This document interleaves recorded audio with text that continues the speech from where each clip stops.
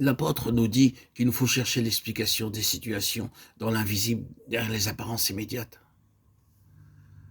Ce qui nous paraît naturel a très souvent sa source dans ce qui est surnaturel. L'homme essaie toujours de donner une explication naturelle aux choses, mais il cherche à les corriger par des moyens naturels. Mais lorsqu'il rencontre une situation dans laquelle sont engagés les intérêts du Christ, de Dieu, il est réduit au silence et battu.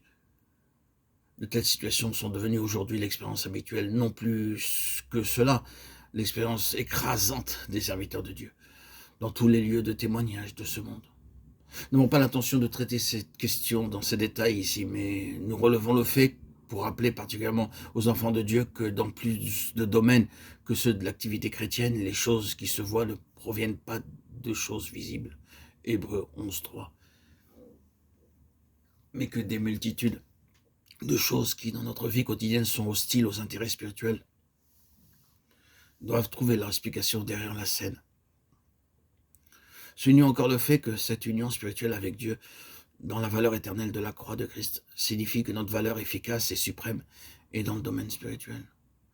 Nous qui sommes des esprits divins, nous devons être fortifiés par le Saint-Esprit pour avoir en Christ l'ascendant et l'autorité sur des esprits sataniques et connaître ainsi quelque chose de plus que l'autorité terrestre. Assis ensemble dans les lieux célestes en Jésus-Christ, Éphésiens 2.6. Quant à notre esprit, nous devons apprendre à régner dans ce plus grand royaume des cieux, dont le royaume terrestre du millénium n'est qu'une représentation terrestre.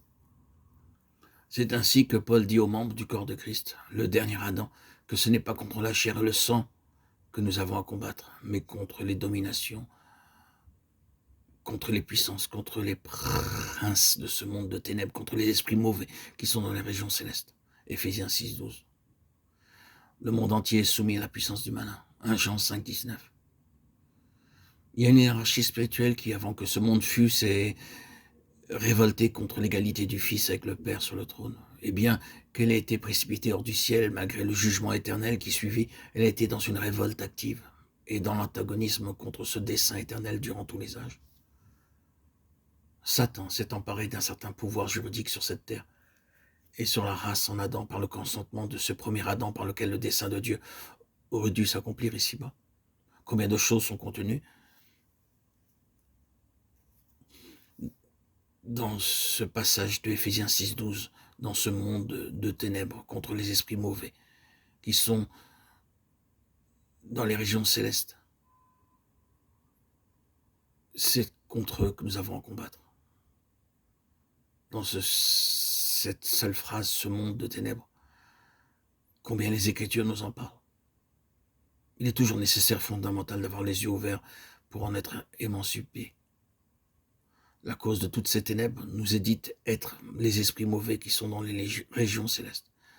Ces mots traduits littéralement donneraient les spiritualités ou les spirituels, ce qui signifie des êtres spirituels mauvais. Ici, mauvais ne signifie pas simplement une méchanceté ou un mal inné, mais une malignité perfide, funeste, dans les régions célestes. Ces mots signifient un domaine habité au-delà de notre monde terrestre, qui n'est pas limité à des localités géographiques et terrestres, un domaine qui enveloppe la terre et la résidence humaine. Ce sont des armées spirituelles malignes qui dirigent et gouvernent le monde. Partout où la souveraineté de Christ n'a pas été imposée au-dessus de tout par son corps, l'Église spirituelle. Les dominations, les puissances, les autorités représentent un ordre, un rang, une méthode, un système. Satan n'est pas omniprésent, c'est pourquoi il doit agir en divisant de manière organisée le monde, qui est placé sous ses dominations et ses autorités, tandis que lui-même, il parcourt la terre, ça et là, il siège ici et là. Satan répondit à l'Éternel, « Je viens de parcourir la terre et de m'y promener. » Job 2.2. C'est là qu'est le trône de Satan, là que Satan habite. Apocalypse 2.13. Oh, que de multitudes de choses qui, dans notre vie quotidienne, sont hostiles aux intérêts spirituels et doivent trouver leur explication derrière la scène. Soulignons le fait que cette union spirituelle avec Dieu, dans la valeur éternelle de la croix de Christ, signifie que notre valeur efficace et suprême est dans le domaine spirituel.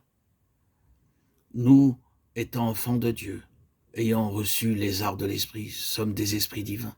Nous devons être fortifiés par le Saint-Esprit pour avoir en Christ l'ascendant et l'autorité sur les esprits sataniques, les légions de démons, et connaître ainsi quelque chose de plus que l'autorité terrestre. Ainsi ensemble dans les lieux célestes en Jésus-Christ, Éphésiens 2,6. Quant à notre esprit, nous devons apprendre à régner dans ce plus grand royaume des cieux, dont le royaume terrestre du millénium n'est qu'une représentation terrestre. Affirmons-le encore. Toutes les actions de Dieu dans notre esprit sont dirigées vers une union spirituelle, corporative avec Christ. Union par laquelle le pouvoir de sa victoire et de sa souveraineté sera établi parmi et sur les dominations et les puissances, dont l'autorité sera paralysée et finalement détruite. Amen. Alléluia. Gloire à Dieu au plus haut des cieux et paix sur la terre aux hommes qu'il aime. À toi, Seigneur, tout honneur et toute gloire pour les siècles des siècles.